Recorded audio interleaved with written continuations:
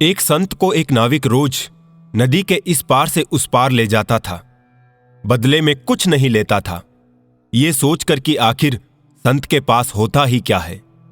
नाविक स्वभाव से काफी सरल था, पढ़ा लिखा तो नहीं था, लेकिन समझ की कमी नहीं थी। साधु रास्ते में ज्ञान की बातें कहते हुए उसे कभी भगवान की सर्वव्यापकता बताते और कभी अर्थ सहित श्रीमद् भागवत गीता के श्लोक सुनाते। नाविक मछुआरा बड़े ध्यान से सारी बातें सुनता और बाबा की बात हृदय में बैठा लेता। एक दिन साधु नाविक को अपनी कुटिया में ले गए और बोले, वत्स, मैं पहले एक व्यापारी था, धन तो कमाया था, लेकिन अपने परिवार को आपदा से नहीं बचा पाया। अब तक मैंने ये धन अपने पास संभाल कर रखा था, लेकिन अब ये धन मुझे मेरा काम का नहीं लगता, क्योंकि मेरे पास अपना कोई नहीं रहा। तुम इसे ले लो, तुम्हारा जीवन संवर जाएगा, तेरे परिवार का भला हो जाएगा। नाविक बोला, नहीं बाबा जी, मैं ये धन नहीं ले सकता।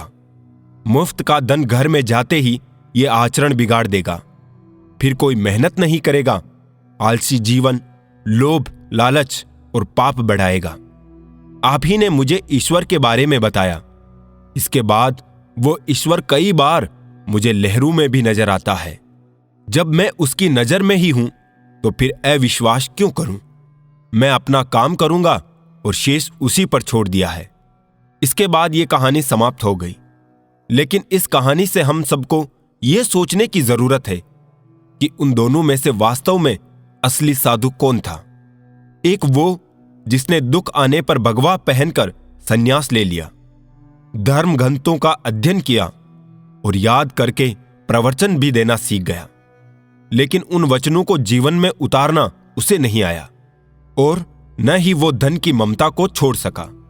वही एक वो निर्धन नाविक जिसको ये भी नहीं पता था कि सुबह के खाने के बाद शाम की रोटी वो जुटा भी पाएगा या नहीं। फिर भी पराये धन के प्रति उसमें लालच का भाव नहीं जागा। उसे संसार में लिप्त रहकर भी निर्लिप्त रहना आ गया। उसने भगवा नहीं पहना, संन्यास नहीं लिया, लेकिन उसका ईश्वरीय सत्ता में विश्वास अड़िग हो गया। अनपढ़ होकर भी उसने श्रीमद् भगवत गीता के श्लोक को समझकर अपने व्यवहारिक जीवन में उतार लिया।